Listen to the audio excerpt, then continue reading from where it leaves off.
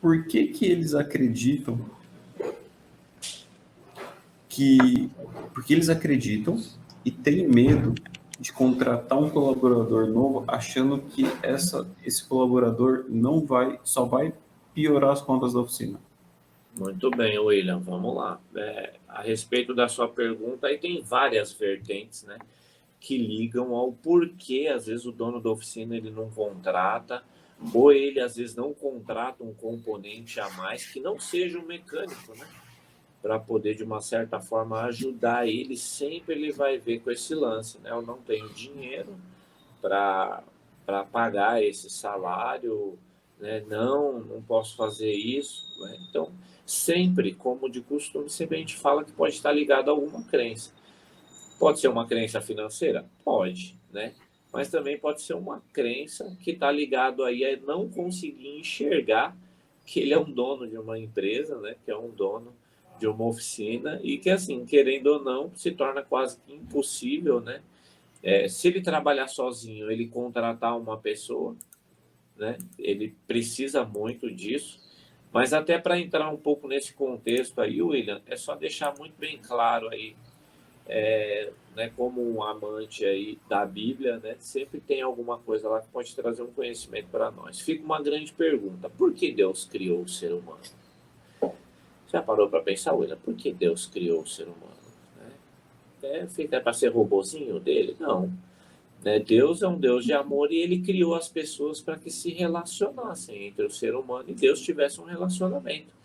Ah, mas eu não vejo Deus. Aí entra a fé, né? Aí entra aquilo que você acredita. Então, assim, Deus criou o ser humano para se relacionar. E um outro ponto é para se relacionar entre si ali, né? Entre as pessoas, né? O relacionamento do ser humano com Deus e o relacionamento dos homens com os homens.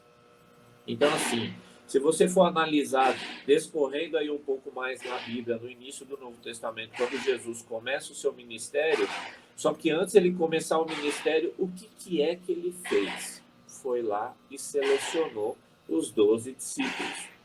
Né? Pelo poder que existe, né, nesse nome aí, que até hoje é muito falado, né, o nome de Jesus, não entrando pelo lado religioso, né, mas é o maior líder que já existiu, porque que até hoje fortalece. Se o próprio nome ou o próprio Jesus por si só teria a capacidade de fazer tudo sozinho, mas mesmo assim ele foi lá e escolheu 12 para transmitir a mensagem, e através desses 12, né, ir multiplicando o que é a mensagem, né, que o próprio Deus usou Jesus para trazer na Terra.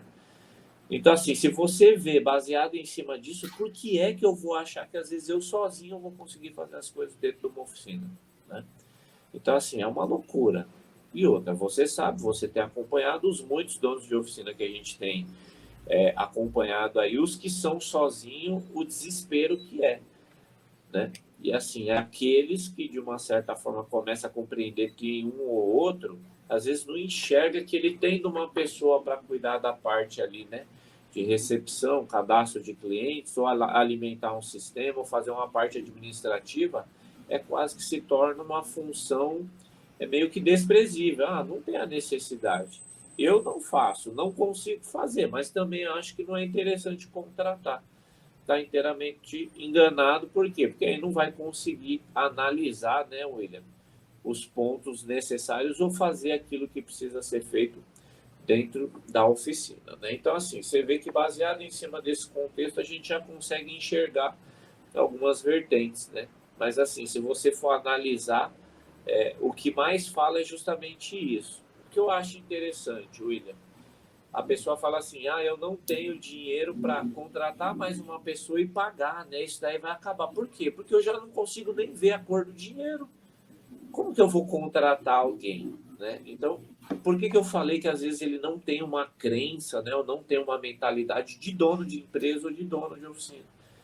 Né? Por quê? Porque ele já veio lá de trás com isso e ele não consegue enxergar o benefício que uma pessoa pode trazer para aliviar para ele em determinados pontos, com o qual ele consegue produzir muito mais, com o qual ele consegue, né, olhar as estimativas, olhar os orçamentos ali com um carinho melhor e poder precificar da maneira correta. Não consegue enxergar isso, né? Sempre tem alguma coisa por trás.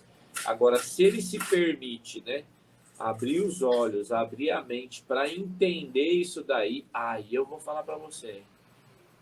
Aí estoura. E eu tenho um caso muito interessante, William. Quer fazer mais uma pergunta aí? Que aí eu falo a respeito desse caso bem interessante.